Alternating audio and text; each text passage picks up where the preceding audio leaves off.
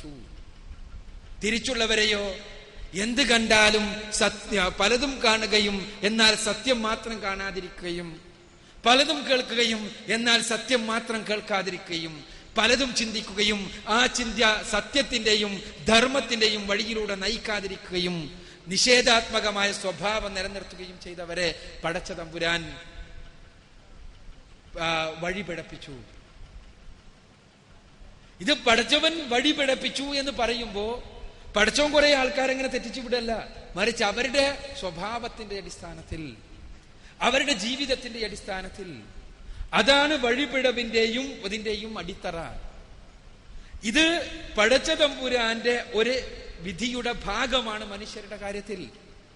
പലപ്പോഴും പടച്ചവന്റെ അറിവോ പടച്ചവന്റെ പ്രവർത്തനമോ മാനുഷികമായ പ്രവർത്തനങ്ങളുമായി താരതമ്യം ചെയ്യാൻ പാടില്ല. എന്നാൽ നമ്മുടെ അറിവിനു വേണ്ടി ഒരു ചെറിയ ഉദാഹരണം പറയട്ടെ. ഞാൻ ഒരു കോളേജിലെ, ഒരു ഓട്ടോണമസ് കോളേജിലെ ഒരു പ്രൊഫസർ, ഓട്ടോണമസ് കോളേജിലെ പ്രൊഫസറാണ്. അദ്ദേഹത്തിന്റെ ഒരു 20 സ്റ്റുഡൻസ് ഉണ്ട്. 4 കൊല്ലമായി കുട്ടികളെ പഠിപ്പിച്ചുകൊണ്ടിരിക്കുന്ന പ്രൊഫസർ. അദ്ദേഹം പരീക്ഷയ്ക്ക് മുന്നേ ഒരു കടലാസിൽ ഇതിൽ 20 കുട്ടികളിൽ 10 കുട്ടികൾ ജയിക്കും, 10 കുട്ടികൾ തോൽക്കും എന്ന് എഴുതി. ഓരോരുത്തർ തോൽക്കുന്ന കുട്ടികളുടെ പേരും എഴുതി, ജയിക്കുന്ന കുട്ടികളുടെ പേരും എഴുതി. എന്നിട്ട് വളരെ കൃത്യമായി അത് മടക്കി സീൽ ചെയ്തിട്ട് പ്രിൻസിപ്പളിനെ ഏൽപ്പിച്ചു.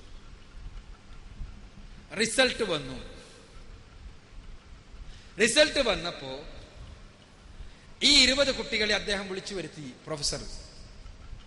എന്നിട്ട് പ്രിൻസിപ്പളിന്റെ മുന്നിൽ വെച്ച് ഞാനിതാ പ്രിൻസിപ്പളിനെ ഏൽപ്പിച്ച കവർ പൊളിക്കാൻ പോവുകയാണ്. അദ്ദേഹം പൊളിച്ചു. എന്നിട്ട് കാണിച്ചു കൊടുത്തു, ഇതാ ഞാൻ പറഞ്ഞ 10 കുട്ടികൾ ജയിച്ചിരിക്കുന്നു, 10 കുട്ടികൾ തോറ്റിരിക്കുന്നു. അപ്പൊ ഈ കുട്ടികൾ പറയാന്ന് വിചാരിക്കുക, വിദ്യാർത്ഥി ഐക്യം സിന്ദാബാദ്, നിങ്ങൾ ഇത് എഴുതി വെച്ചതുകൊണ്ടാണ് ഞങ്ങൾ തോറ്റത്,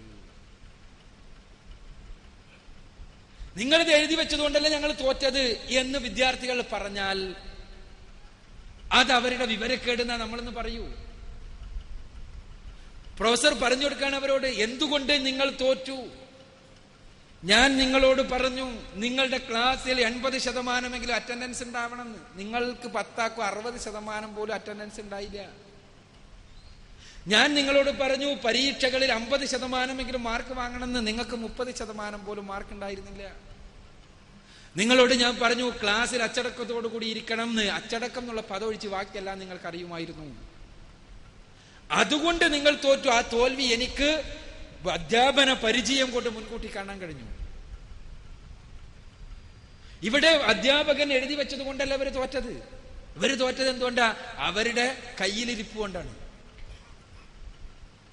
എന്നാൽ അധ്യാപകൻ ഇത് അറിയാൻ കഴിഞ്ഞതോ അത് അയാളുടെ പരിചയം കൊണ്ട്. സട്ടാവായ തമ്പുരാന്റെ അറിവ് എന്നത് മറ്റൊരു വശമാണ്. അത് നമ്മൾ വേറെ ചർച്ച ചെയ്യേണ്ടതാണ്. അള്ളാഹു ആരെയും പ്രത്യേകമായി എടുത്ത് സീല് ചെയ്ത് ഇവൻ നരകത്തിലേക്ക് ഇവൻ സ്വർഗത്തിലേക്ക് എന്നിട്ട് മാറ്റിയിട്ട് ഭൂമിയിലേക്ക് പറഞ്ഞയച്ചിട്ടില്ല. നമ്മൾ അള്ളാഹുവിന്റെ വിധി പ്രകാരം തന്നെയാണ് നരകത്തിലേക്ക് പോവുക, അല്ലെങ്കിൽ വഴി തെറ്റുക. നമ്മുടെ സ്വഭാവത്തിന്റെ അടിസ്ഥാനത്തിലാണ് പക്ഷേ അത് എന്നർത്ഥം. ആ സ്വഭാവമാകട്ടെ പടച്ചോൻ നൽകുന്നതാണ്. ഇവിടെ പറഞ്ഞതുപോലെ കുറെ ആളുകൾ നല്ല സ്വഭാവം, കുറെ ആളുകൾ ചീത്ത സ്വഭാവം. ഈ നല്ല സ്വഭാവം ചീത്ത സ്വഭാവം എല്ലാം പടച്ചോൻ ജന്മനാ അങ്ങനെ ഉണ്ടാക്കി തന്നതല്ല. ജന്മന ഉണ്ടാകുന്ന ഹെറിഡിറ്ററി ആയിട്ടുള്ള ചില സ്വഭാവങ്ങൾ ഉണ്ടാകാം, പാരമ്പര്യമായി ലഭിക്കുന്ന സ്വഭാവങ്ങൾ ഉണ്ടാകാം. പക്ഷേ സ്വഭാവങ്ങളിൽ നല്ലൊരു ശതമാനം കുടുംബ സാഹചര്യങ്ങളിൽ നിന്നുണ്ടാകുന്നതാണ്. പിന്നെയോ ആ സ്വഭാവങ്ങളാകട്ടെ പാരമ്പര്യപ്രകാരം ലഭിച്ച സ്വഭാവം പോലും നമുക്ക് നമ്മുടെ സൽക്കർമ്മങ്ങൾ കൊണ്ട് സദ്വിചാരം കൊണ്ട് മാറ്റിയെടുക്കാൻ കഴിയുന്നതാണ് താനും. ഒരു സംശയവും വേണ്ട. പാരമ്പര്യമായിട്ട് ജന്മനാ തന്നെ ചിലർക്ക് കൂടുതൽ ശുണ്ഠി പിടിക്കുന്ന സ്വഭാവം ഉണ്ടാകാം. ഒരു ഉദാഹരണമാണ് ഞാൻ പറഞ്ഞത്. അതിന് പാരമ്പര്യപരമായ കാരണങ്ങൾ ഉണ്ടാകാം. പക്ഷേ അവിടെ ദൈവിക മാർഗനിർദ്ദേശപ്രകാരമുള്ള ജീവിതം അയാൾ ആ സ്വഭാവത്തിൽ നിന്ന് അകറ്റുന്ന അവസ്ഥാവിശേഷം ഉണ്ടാകും. ചുരുക്കത്തിൽ പറയാനുള്ളത്, ആരെയും അടിച്ചേൽപ്പിക്കുകയല്ല പടച്ചതമ്പുരാന്റെ വിധി. പടച്ചതമ്പുരാന്റെ വിധി പ്രകാരം തന്നെയാണെല്ലാം നടക്കുന്നത്, ഒരു സംശയവും വേണ്ട. എന്നാൽ പടച്ചതമ്പുരാന്റെ വിധി എന്നത് ആരെയും അടിച്ചേൽപ്പിക്കുന്നതല്ല. നമ്മുടെ സ്വഭാവപ്രകാരം, നമ്മുടെ ജീവിത നിലപാട് പ്രകാരം, നമ്മുടെ മുന്നോട്ടുള്ള ഗമനപ്രകാരം, നമ്മുടെ വീക്ഷണപ്രകാരം നമുക്ക് പടച്ചതമ്പുരാൻ നൽകിയ അനുഗ്രഹങ്ങളായ ഇന്ദ്രിയങ്ങളെയും ചിന്തയെയും ഉപയോഗിക്കുന്നതിന്റെ അടിസ്ഥാനത്തിൽ പടച്ചവൻ നൽകുന്നതാണ് സൽമാർഗവും അതേപോലെ തന്നെ ദുർമാർഗവും. അത് പടച്ചവന്റെ വിധിയുടെ ഭാഗമാണ്. പക്ഷേ ആ സന്മാർഗത്തിന് നമ്മൾ അർഹമാകുന്നത് നമ്മുടെ പ്രവർത്തനങ്ങളുടെ അടിസ്ഥാനത്തിലാണ്, നമ്മുടെ ചിന്തയുടെ അടിസ്ഥാനത്തിലാണ്.